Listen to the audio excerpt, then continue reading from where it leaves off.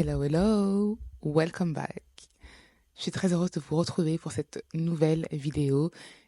Et tel l'indique le titre, nous allons parler de la foi. Mais pas n'importe quelle foi. On va évoquer précisément ce qu'est le pas de foi. Lorsqu'on parle du pas de foi, il y a le pas, le fait de marcher, d'être en action. Et ce que j'aime, c'est que là, on illustre bien que la foi demande à ce que tu passes à l'action. Je vais te donner tout de suite les versets sur lesquels je m'appuie. Dans Romains, chapitre 10, verset 17. Ainsi la foi vient de ce que l'on entend, et ce que l'on entend vient de la parole de Dieu. Le deuxième verset est le suivant. Jacques, chapitre 2, verset 14. Si elle n'a pas les œuvres, elle est morte en elle-même. Mais quelqu'un dira, mais toi, tu as la foi, et moi, j'ai les œuvres. Montre-moi ta foi sans les œuvres. Je te montrerai ma foi par les œuvres. Et ensuite, le troisième verset, dans Hébreux 11, verset 1. Or la foi est une ferme assurance dans les choses qu'on espère, une démonstration de celles qu'on ne voit pas. Est-ce que vous voyez la dimension spirituelle? Comment elle se manifeste physiquement? On parle de démonstration. Aujourd'hui, cette vidéo a pour but de te faire passer à l'action, de ne plus reculer devant les challenges, de ne plus avoir peur, de ne plus douter, parce que tu n'es pas seul. Ici, la foi, elle repose sur quoi? Sur ce que Dieu dit. Et c'est important qu'on mette ces bases-là parce que on se base sur la parole de Dieu. Avoir foi en soi, c'est important. Croire en ce que Dieu a déposé en toi, c'est aussi important. Mais lorsque tu confies tout entre les mains de l'Éternel, lorsque l'adversité vient, ce n'est plus du tout le même combat. Lorsque dès le départ, tu inclus Dieu dans tes projets, en lui demandant la direction, l'orientation, comment aller, est-ce qu'il agrée ou pas, est-ce que ce projet-là est fait pour toi ou pas, dès que tu as son go, je t'en supplie, fonce. Le pas de foi te permet cette année de passer à une autre dimension, à un autre stade de ta vie. Je ne sais pas ce que tu as traversé jusqu'à ce que tu atterris sur cette vidéo, mais j'aimerais juste que tu te rappelles d'une chose. Dieu est fidèle. Rappelle-toi, depuis que tu es né, ce qu'il a déjà fait dans ta vie. Et lorsque tu as des moments de trouble, n'oublie pas, ne manque pas de te rappeler ce qu'il a déjà accompli. Et dans la liste de tes prières, de te rappeler ce que tu lui as demandé et lorsqu'il t'a exaucé. Parce que l'être humain a la mémoire courte et parfois ingrat. On a tendance à être exaucé et l'année d'après, on a passé la bénédiction et on réclame autre chose. Depuis que tu vis, qu'est-ce que Dieu a déjà exaucé pour toi?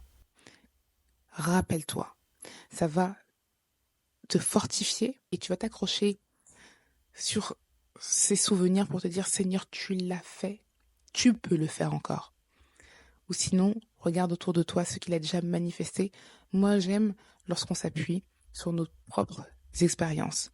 Mais si jamais, pour toi, il y a des témoignages qui t'ont marqué, et les témoignages sont là pour ça, pour qu'on se fortifie les uns les autres, appuie-toi aussi sur le témoignage de d'autres qui témoignent de ce que Dieu a fait dans leur vie. Durant cette vidéo, je vais te donner des exemples, des pas de foi que j'ai faits et qui ont amené ma vie à une autre dimension. Parce que j'aime aussi parler concrètement. De quoi il s'agit lorsqu'on dit le pas de foi. La différence pour moi entre le pas de foi et avoir la foi, c'est que avoir la foi, on peut avoir la foi, mais avoir une foi morte. Le pas de foi, pour moi, c'est avoir une foi active, une foi où on pose des actions parce qu'on se prépare à accueillir notre bénédiction. C'est de ne pas savoir quand est-ce qu'elle va arriver, mais d'avoir la ferme assurance qu'elle va arriver, donc tu te prépares déjà à ce que lorsqu'elle arrive, que tu sois prête. Et parfois, la bénédiction tarde, la promesse tarde, parce que tu n'as pas obéi à Dieu, parce qu'il y a des stades qui veulent te faire passer que tu ne passes pas, parce que là où la bénédiction doit te trouver, toi tu es encore ici. Et il faut que tu montes pour que ta bénédiction puisse te trouver au point où Dieu veut que tu montes. Et c'est ça le plus effrayant, c'est se lâcher prise en disant, mon Seigneur, je ne connais pas l'avenir, je ne sais pas ce que tu as préparé pour moi, mais j'ai foi que c'est en route. Mais comme j'ai foi que c'est en route, je fais un pas de foi. Et cette bénédiction-là va me croiser là où moi je dois monter. Avant de traverser un désert, j'avais fait une erreur où je pensais qu'avoir la foi, c'était une sensation stable, constante, un don qu'on donnait et qui restait comme ça. Jusqu'à ce que je traverse justement ce désert et que je me rends compte qu'en fait, non, la foi, c'est un muscle. Vous voyez ce que vous faites là pour entretenir vos abdos, vos muscles, les fentes, tout ça, les squats, ok. Eh ben, la foi, c'est la même chose. Si on ne s'arme pas, si nous ne sommes pas ancrés dans la parole, attachés aux promesses, je peux vous dire que quand l'adversité arrive, on est ébranlé. Et la parole de Dieu, et c'est pour ça que j'aime le verset qui dit, elle vient de ce que l'on entend, et ce qu'on entend vient de la parole. La parole, qu'est-ce que tu écoutes? Ou qui tu écoutes? Qu'est-ce qui te fortifie au quotidien? Quand tu es sur tes réseaux, qu'est-ce que ça anime en toi? Qu'est-ce que ça nourrit? Lorsque tu as faim, tu te sers un plat. Lorsque tu es fatigué, tu vas dormir. Mais lorsque ton esprit doit grandir, lorsque ta foi doit grandir, il n'y a que la parole de Dieu. Et cette vidéo, c'est vraiment pour t'encourager à aller vers ce pas de foi. Mon pas de foi ne sera pas ton pas de foi. Je ne suis pas là pour vous mettre en danger. Parce que quand je vous témoigne ce que j'ai fait, vous allez dire, ok, voici la folie de Rosie. Mais comme on dit, la foi est de la folie pour les hommes. Si demain, on me dit, voilà, refais la même chose, aujourd'hui, avec le recul de la sagesse, dans le deuxième témoignage, vous allez comprendre que mes prières n'étaient pas les mêmes. Mais dans le zèle incroyable que j'avais, vraiment, Dieu m'a exaucé, mais par sagesse, j'aurais fait, alors pas les choses différemment, non, j'aurais pas fait les choses différemment. C'est l'expérience, ça me permet de vous témoigner ça aujourd'hui, mais je reviendrai dessus par rapport à la deuxième expérience qui s'est passée. Est-ce que j'ai eu moins de foi? Non, mais plus de lâcher prise, disons plutôt ça. Donc le premier pas de foi que j'ai pu actionner, c'est lorsque je devais avoir ma première boutique rue Saint-Honoré. Je travaillais donc en alternance. J'économisais depuis 6-7 ans et je me retrouvais comme ça avec un pécule et deux options devant moi. Soit investir dans l'immobilier, soit ouvrir un business. Financièrement, je n'avais pas assez pour faire les deux. Ça devait donc payer soit un apport, soit ouvrir un local, avoir un site de e-commerce, ou les deux. Moi, pour le coup, j'ai fait les deux. Lorsque je commence à regarder les annonces pour trouver mon salon de coiffure, j'avais une idée très précise en tête de ce que je voulais. Et c'est important aussi que vous soyez précis lorsque vous demandez à Dieu ce que vous voulez. Ne soyez pas modeste.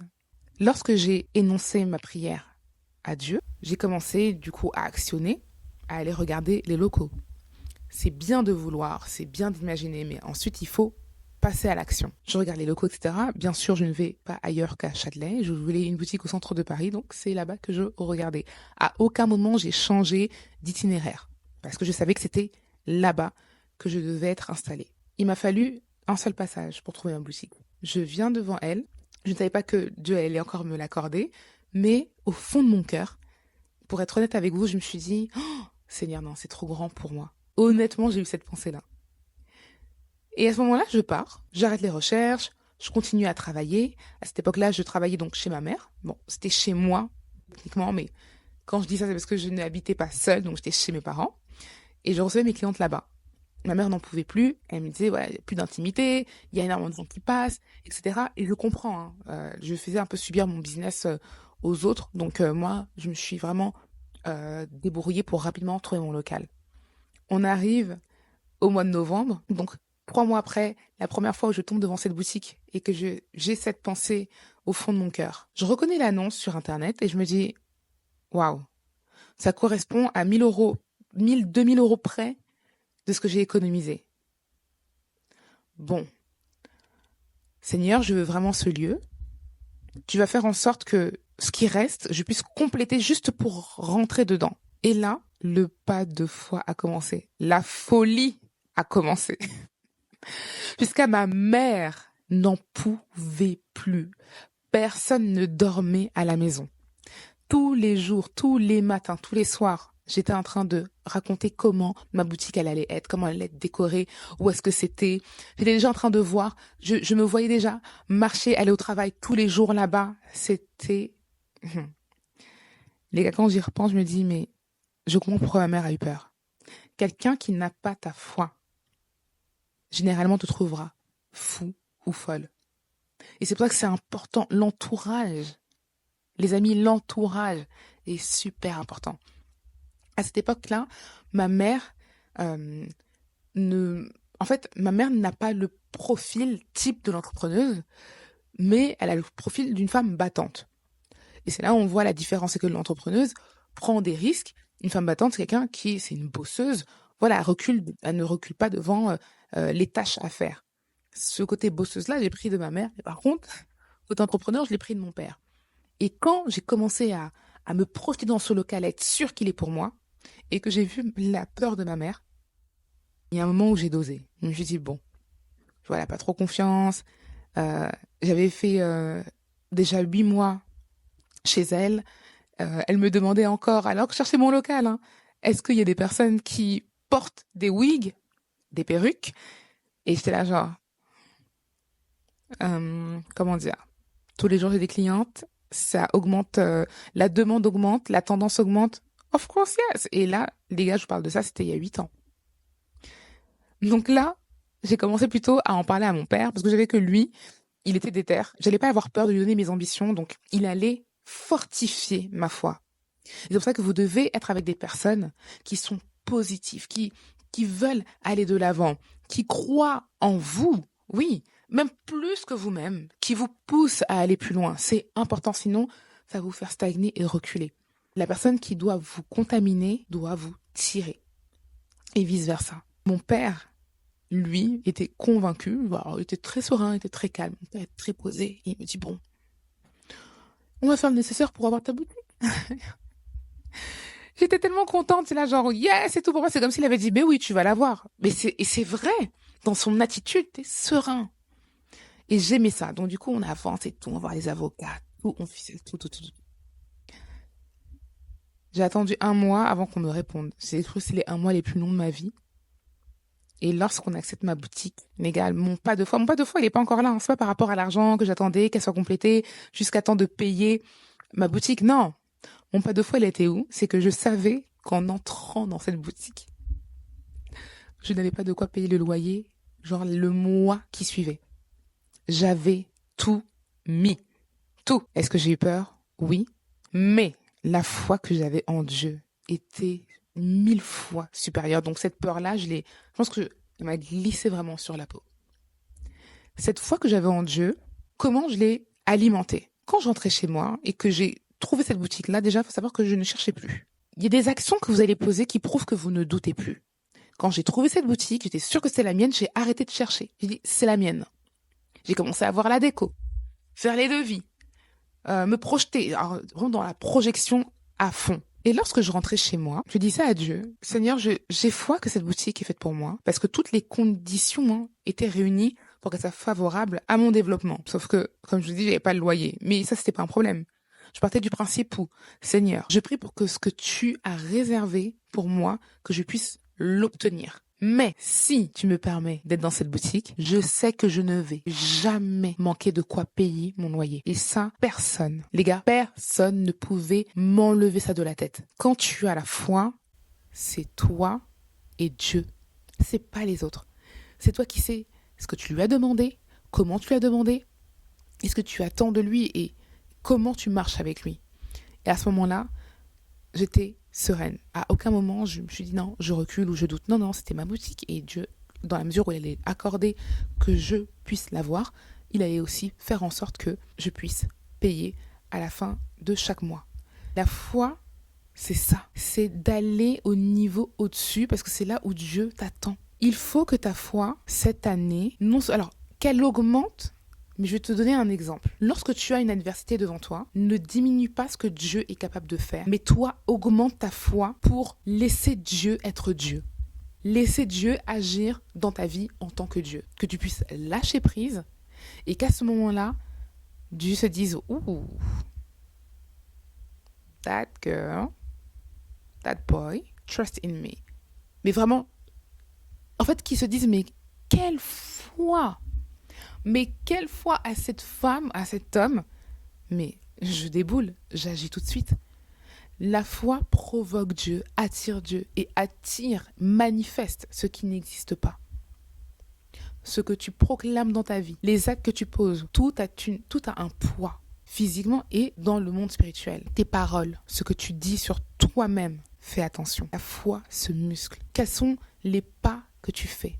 Quel pas tu décides de faire cette année? Mon pas à moi, ça a été de me jeter dans le vide et de me dire, ok, j'ai tout mis maintenant, Seigneur, montre-moi ta puissance, montre-moi ta fidélité. Et à partir de ce moment-là, je peux vous dire que je n'ai jamais manqué un loyer. À chaque fin de mois, je me disais, waouh, merci Seigneur, parce que je me rappelle encore au début, lorsque j'avais cette boutique-là, c'est exactement la prière et la certitude que j'avais lorsque je me suis adressée à toi et tu as été fidèle. Parfois, Dieu veut être votre unique solution.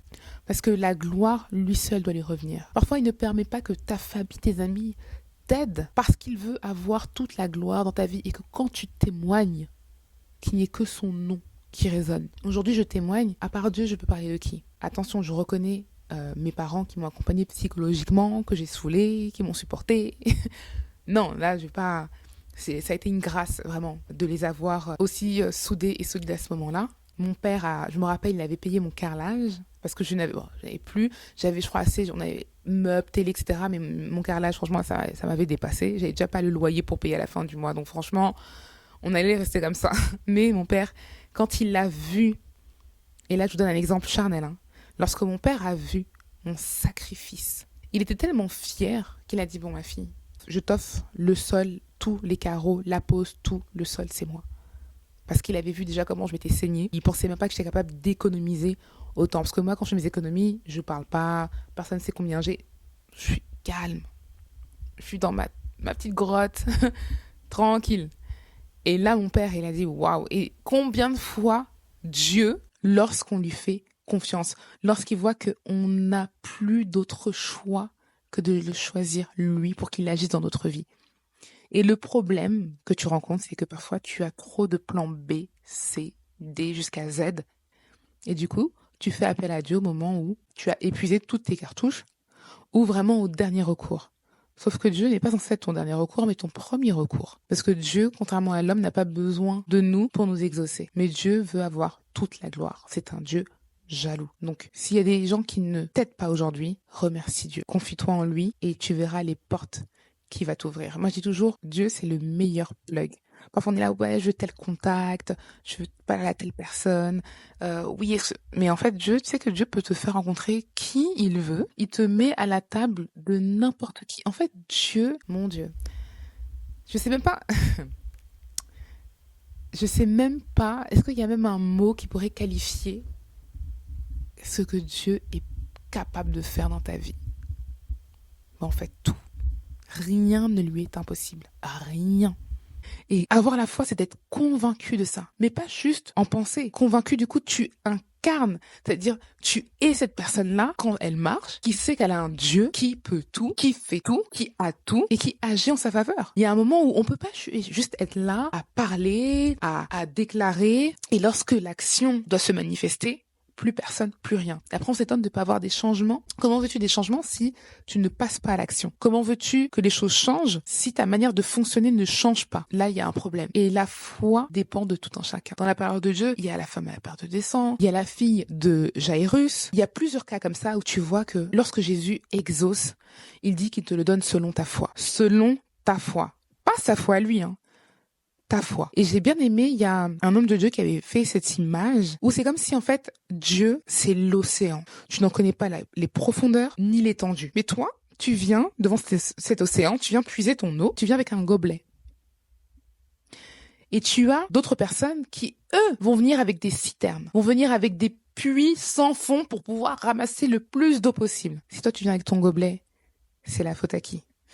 Et quand je dis faute, c'est pas pour te blâmer, mais c'est la responsabilité de qui? Est-ce que Dieu, parce que tu as moins de foi, ne reste pas Dieu? Est-ce que ça le diminue pour autant? Pas du tout. Et c'est pour ça que je disais, c'est à toi de monter et d'augmenter ta foi. C'est à toi de suivre et de croiser là où ta bénédiction t'attend, que tu montes aussi. C'est pas que Dieu te l'a supprimé, c'est que il y a des échelons encore. Et il faut que tu montes et quand tu seras prêt, au moment opportun, au bon moment, Dieu va t'amener cette bénédiction que tu attends. Et la promesse, quand elle tarde, c'est souvent par désobéissance. Dieu nous demande de faire des choses, parfois hyper simples, mais on y prend point garde. On pense que c'est rien du tout. Oh, mais ça sert à quoi? Mais Dieu sait pourquoi il te fait enclencher ce pas en cette saison, en cette année, en ce mois, en ce jour. C'est comme les dominos. On en pousse un seul. Regardez toute la chute et toute la succession de dominos qui s'écroule. J'aimais trop regarder ça, je me rappelle à l'époque, moi je suis des années 90, hein. So, sorry pour les références si vous les avez pas. Domino Days, my god. J'aimais tellement regarder ce show. En gros, c'est un jeu de dominos géant qui représentait des fresques, donc limite des tableaux à taille humaine. Et c'était beau à voir parce qu'en fait, tout partait du push, de la poussée d'un domino. Mais il fallait voir tout ce que ça a enclenché. Et Dieu veut faire ça dans ta vie. Il te dit, mais fais juste un pas, pousse juste un domino. Toi, t'es là, mais non, mais je comprends pas. Mais pourquoi? Mais moi, je veux ceci, pourquoi tu discutes? Tu discutes trop. Dieu te dit de le faire, fais-le. Tu comprendras plus tard. Et justement, parfois, on perd du temps et on freine nous-mêmes nos bénédictions. Parfois même, franchement, l'ennemi est là, on l'accuse. Lui-même, il te regarde et dit, mais j'ai rien fait. Obéis, juste obéis à Dieu. C'est le meilleur conseil que je peux te donner. Et bien sûr, en ayant la foi, parce que ce qui fait que parfois on n'obéit pas, c'est aussi le manque de foi. Et une foi aveugle. Bien sûr, selon aussi ce que tu lis. Parce que ta foi, comme j'ai dit, elle se muscle. Qu'est-ce que tu lis? Qu'est-ce qui te fortifie? Ton esprit, il doit grandir. Et ce qui le fait grandir, c'est la parole de Dieu. Pour que tu puisses monter, c'est la parole uniquement. Quand tu as faim, tu manges. Quand tu as sommeil, tu dors. Ton esprit, pour qu'il grandisse, tu dois lire la parole. Ne lis pas la Bible comme je dis, un livre fantastique.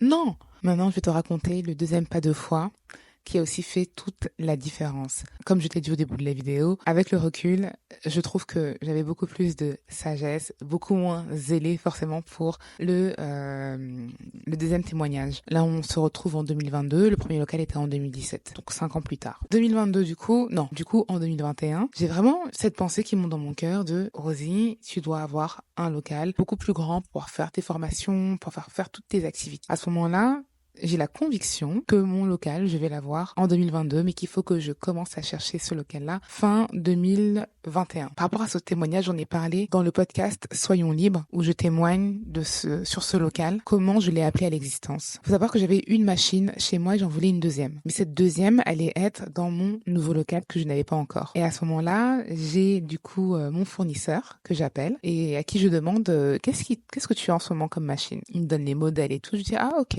d'accord. Et il y en a une qui est disponible, mais vraiment une super belle occasion. Une machine magnifique à un prix défiant toute concurrence. Moi, je me dis quoi? De toute façon, Dieu va me donner mon local. Tôt ou tard. Pour moi, du coup, c'était en 2022, mais je savais qu'il allait me l'accorder. Du coup, je me rends dans la boutique, j'achète ma machine et on me demande, Rosie, tu veux te la faire livrer où? Ce jour-là, je réponds, mon local est bientôt prêt. Dès que j'ai l'adresse, est-ce que je peux te l'envoyer? Et puis, à ce moment-là, tu me la livres. Je pense que cette personne m'a regardée, mais comme une folle. Genre, alors, au départ, tu me dis que t'as un local, t'achètes la machine. Du coup, la livraison peut pas se faire parce que en fait, tu n'as pas encore de local, mais tu vas l'avoir, mais tu l'as pas encore trouvé. Ça a été perdu. Perdu. Et moi, dans toute ma conviction, j'avais payé, mais comptant. C'était même pas un crédit, j'avais payé comptant cette machine. C'est-à-dire qu'il y avait aucune créance là-bas. Juste, elle m'attendait. Et cette personne m'a dit, ok, elle l'a gardée au chaud jusqu'au jour où j'ai appelé et je lui ai dit, c'est bon. Est-ce que tu peux me la livrer? Je te donne l'adresse. Et à ce moment-là, je me suis dit, mais girl, you're crazy. Et en fait, la foi, c'est ça. Il n'y a pas forcément d'explication. Non, il n'y en a pas. Il n'y a pas d'explication. Mais c'est une ferme conviction. C'est d'avoir foi que Dieu agit, que ta bénédiction est en cours. Donc peut-être que mon local, j'aurais pu l'avoir fin 2022, peut-être même 2024, mais j'étais persuadée que je l'allais l'avoir tôt ou tard. Et c'est ça. Et en fait, quand je dis que j'avais beaucoup plus de recul, je vais pas vous mentir là, à l'époque, si on m'avait dit que ce local n'est pas le mien, non, j'allais tomber en dépression. C'était trop. Mais là, comme je dis, c'est le zèle. Voilà, il y a beaucoup moins même de sagesse. Bon, voilà. Mais ça me permet de vous témoigner ça aujourd'hui et même de vous montrer des nuances. Quand vous mettez tout entre les mains de Dieu, on s'attend, oui, parce que c'est ce qu'on veut, mais aussi, il faut aussi lui faire confiance quand il dit non. La foi, c'est pas uniquement quand les choses nous sont accordées. Très important. Sinon, ça nous affecte. On est déçu. On pense que Dieu nous aime moins. On pense que on pense que Dieu n'exauce plus. Pas du tout. Il a son temps. Son temps est le meilleur. Et sur ça, il faut que lorsqu'on lui remet nos projets entre ses mains et qu'on a la conviction qu'il a écouté, qu'il a reçu et qu'il agit, que ça passe ou pas, soyez-en sûrs que tout concourt à votre bien et qu'au moment opportun, le Seigneur va vraiment déverrouiller toutes les portes, tous les codes, tout ce qu'il faut pour que votre bénédiction atterrisse à votre adresse. Et ça, la conviction, c'est en vous. Personne n'est censé ou ne peut vous l'enlever. Donc, voyez la différence entre le pas de foi dans le zèle, le pas de foi avec beaucoup plus de lâcher prise. Et c'est ça, en fait, la foi, c'est lâcher prise et de faire totalement confiance à Dieu et de placer toute votre confiance en Dieu. Le lâcher prise, je pense que ça a été la chose la plus difficile pour moi parce qu'avant de donner ma vie à Christ, j'étais quelqu'un. Je pense que comme tout le monde, on fait notre vie comme on a envie de la faire. On fait les choses qu'on a envie, sans demander la permission d'aller à gauche, à droite, etc. Donc, quand on arrive en Christ, c'est vraiment pas évident. Se lâcher prise, l'inconnu. On obéit, on sait même pas pourquoi il faut faire ça, mais on le fait parce que on a foi que forcément tout concourt à mon bien et que tout ce que Dieu me demande de faire, c'est pour mon bien et que Dieu a toujours raison et que c'est ok, je vais le faire. Mais ce n'est pas facile. Et surtout quand autour de nous, on ne voit aucune manifestation. Ça, c'est difficile. Et c'est pour ça que je vous dis que c'est important de vous entourer de personnes qui ont la foi. Lisez, écoutez des témoignages, ça vous fortifie aussi. Et voilà, rappelez-vous de ce que Dieu a déjà fait pour vous parce qu'il peut encore le refaire ou ce qu'il a fait pour d'autres. Il peut le faire aussi dans votre vie. Mais c'est à vous d'augmenter votre foi. Et rappelez-vous encore dans sa parole, entourez-le, surlignez-le. C'est hyper important. C'est selon ta foi. Pas selon ma foi, pas selon sa foi à lui, mais selon la tienne. Sois béni.